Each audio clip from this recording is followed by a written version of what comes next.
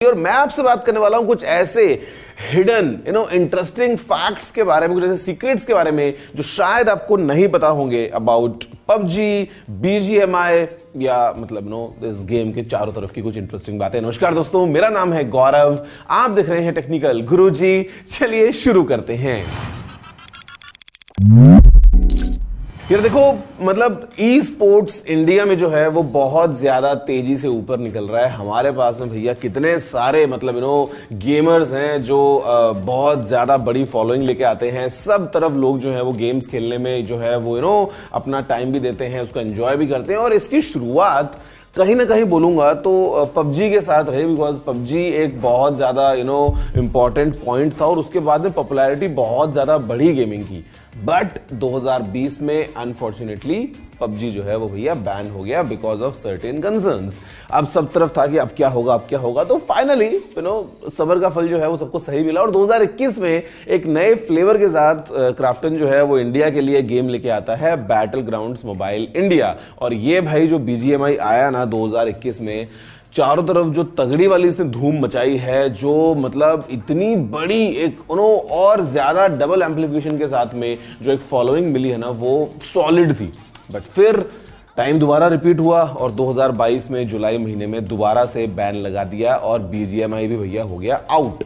अब था कि आएगा नहीं आएगा, आएगा नहीं आएगा। मैं बीच में जो है वो पबजी के हेडक्वार्टर्स में भी चला गया था कोरिया में, वहां पे भी और चीजें सब कुछ बातचीत वगैरह मतलब व्हाटएवर।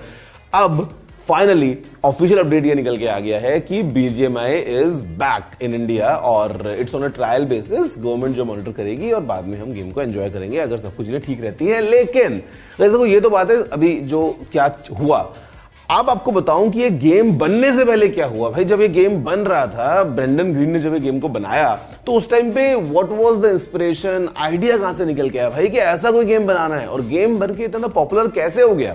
तो यहां पे तो उसको बता दूं कि of course you all know कि पबजी जो था बेसिकली मतलब है भी, अभी तो इंडिया में तो नहीं है ना, इंडिया में तो था ही बोलेंगे। तो PUBG basically is a battle royal game जहां पे मतलब आप समझो कि आप जो है वो क्या बोलते हैं उसको, एक बहुत ही बड़े ग्रुप का हिस्सा हो, आप जो है वो आपस में कंपीट कर रहे हो, तो कहीं ना कहीं एक एंगेजमेंट इसका बढ़ जाता है। मतलब वर्सेस की आप फॉर एग्जांपल अगर मारियो खेलते हो, अब आप एक ही प्लेयर हो भैया, दौड़े जा रहे हो, उसमें ना इतना इन्वॉल्वमेंट नहीं होता। लेकिन whenever you see a game जहां पे लाइक रियल लाइफ सिनेरियोज अगर आपको दिखे, जहां पे आप भैया जीत रहे हो, आप कंपीट कर रहे हो आपस में बाकी लोगों से, तो कहीं ना कहीं जो इसकी एक्सेप्टेंस है वो बढ़ जाती है। और अगर हम बात करते हैं इस गेम की ना, तो इसका जो आइडिया था वो एक्चुअल में एक मूवी से इंस्पायर्ड था गाइस। जी हाँ, एक मूवी आई थी, जापानीज मूवी थी बैटल रॉयल्स, 2000 में आई थी। और उस मूवी से इंस्पिरेशन मिली ब्रेंडन ग्रीन को कि भैया ऐसा गेम बनाते हैं। और इनफैक्ट एक मूवी सीरीज भी थी जिसका नाम था हंगर गेम्स, वहां से भी इंस्पिरेशन मिली। और फॉर एग्जांपल जो लूट का आइडिया होता है ना कि भैया आपको जाके अपने वेपन्स ये वो चीजें इकट्ठा करनी है, तो जो लूट का पूरा कॉन्सेप्ट था वो भी मूवी से इंस्पायर्ड था। अब ये था कि भाई गेम बनाना है, गेम का नाम क्या रखें। अब जब नाम गेम रखने का सोचा तो बैटल ग्राउंड दिमाग में आता है, बट बैटल ग्राउंड एक्चुअल में कॉपीराइट था। एक मूवी थी बैटल ग्राउंड, तो उसके पास में तो कॉपीराइट था। तो अब गेम का नाम क्या रखना है, तो because Brendan Green himself like वो गेम खेलते थे, तो भाई गेम का जो उनका नाम था प्लेयर अननोन, जो यूजर नेम था बेसिकली, तो जोड़ दिया दोनों को, तो बन गया प्लेयर अननोन बैटल ग्राउंड्स। और ऐसे शुरुआत हुई पबजी की। अब यहां पे भी इनफैक्ट जो इसका मैप है ना, काफी जो प्रो प्लेयर्स ने सबको तो रटा हुआ होगा भैया कौन से कोने में क्या चीजें हैं कैसे, लेकिन ये जो मैप है ये भी रियल लाइफ में जो दुनिया में जो चीजें हैं उनसे इंस्पिरेशन लेके बनाया गया है। फॉर एग्जांपल अगर आपको मैं बताऊं तो यहाँ पे इस मैप में काफी सारे सेक्शंस हैं, जहां पे मिरामार का जो मैप है फॉर एग्जांपल, वो दोस्तों जो मिड अमेरिका का डेजर्ट टेरेन है उससे इंस्पिरेशन लेके बना है। अगर हम बात करते हैं फॉर एग्जाम्पल सनहोक मैप के टेक्सचर्स के बारे में, तो वो बेसिकली इंडोनेशियन आइलैंड्स पे जो टेम्पल्स हैं, जो मतलब वहां से आपको काफी जो सिमिलैरिटी देखने को मिलेंगी।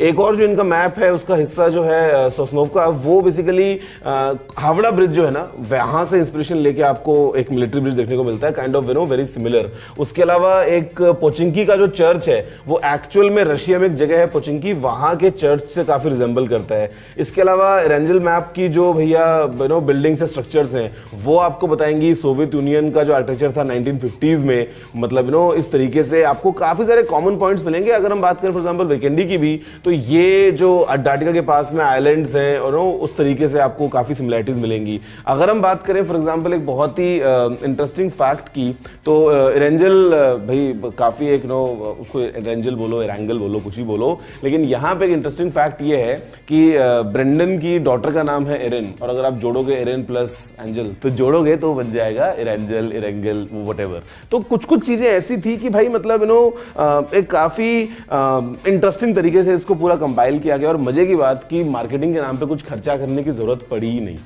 क्योंकि एकदम नया कॉन्सेप्ट था, नए तरीके से चीजें प्लान की गई थी, और भाई गेम जो है वो सुपर सुपर सुपर हिट।